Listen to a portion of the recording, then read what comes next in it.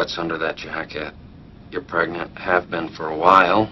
From my count, you're right around 8 months. And I don't know why you felt you couldn't tell us. I'm really sorry. This is Hollywood. We don't like liars. I wasn't expecting this, and I didn't know how to handle it. I didn't want to lose my job. I'm really sorry. It's unfortunate. As seen in this clip from Knocked Up, Katherine Heigl's character attempts to conceal her pregnancy for fear of losing her job. Pregnancy is one of the contributing factors to the glass ceiling that women experience in today's workplace as a result of habitual gender construction. Additionally, unjust gender construction in the media industry also creates a double standard in the criteria by which men and women are evaluated and perceived. This hurts our modern society because it produces an unequal distribution of power amongst men and women.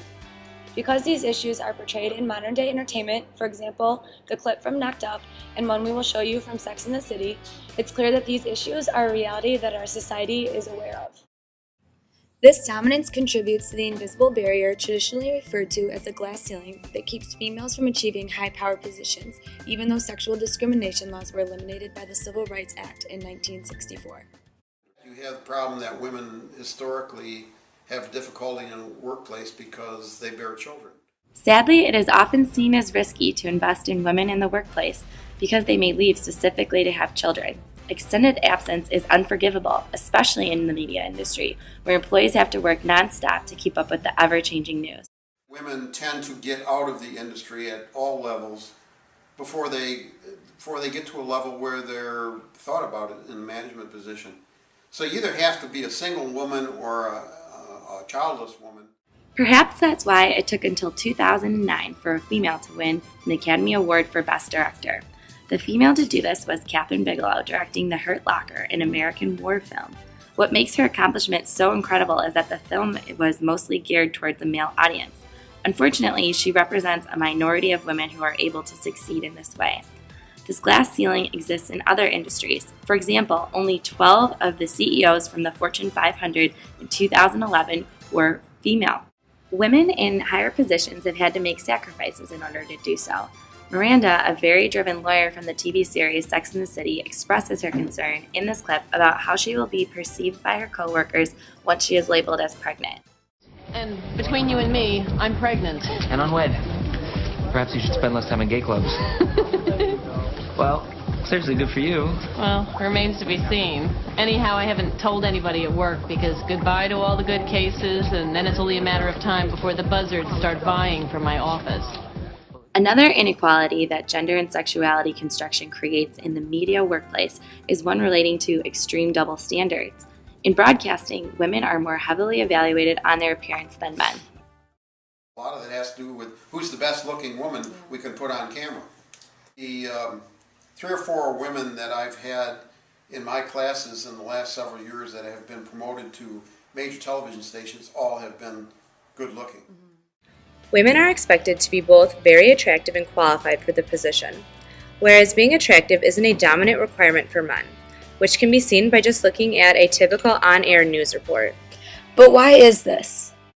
Men run the industry, and they think like men. Very true, yeah. Okay. Secondly, I think ratings are often judged by a male perspective. Because these men are calling the shots, it explains why women who report on air are expected to be more sexually appealing than men. Another double standard exists in the way society perceives men and women who hold positions of power. Men are considered the boss, whereas women are often considered the bitch. A man who is in a powerful position is to be admired as virile and powerful, but a woman is just a witch. This idea is discussed in Jessica Valenti's book, titled, "He's a Stud, She's a Slut."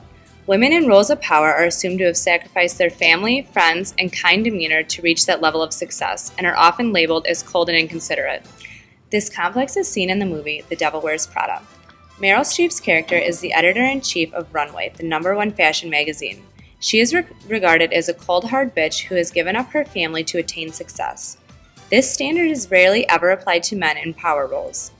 What can we do to change the glass ceiling?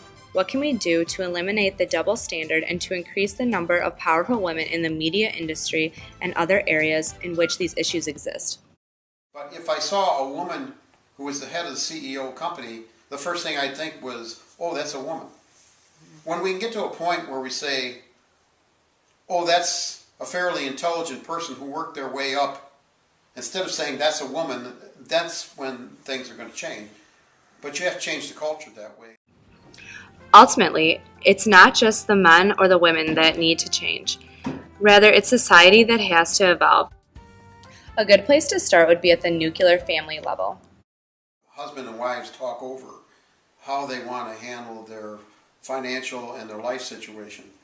And if it's more beneficial to have the woman work and the man stay home, they have to be able to be ready to say that.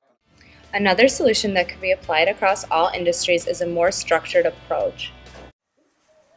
You have to build a system where women are funneled upward. Even though we live in such a modern society, there are still such grave gender inequalities that exist in this day. Unfortunately, the glass ceiling and double standards that are all too prevalent in the media industry will not disappear overnight. It has to change over time, and it's going to take a long time. Even though the situation seems grim, it is encouraging that individual women are breaking down barriers in the workplace each day.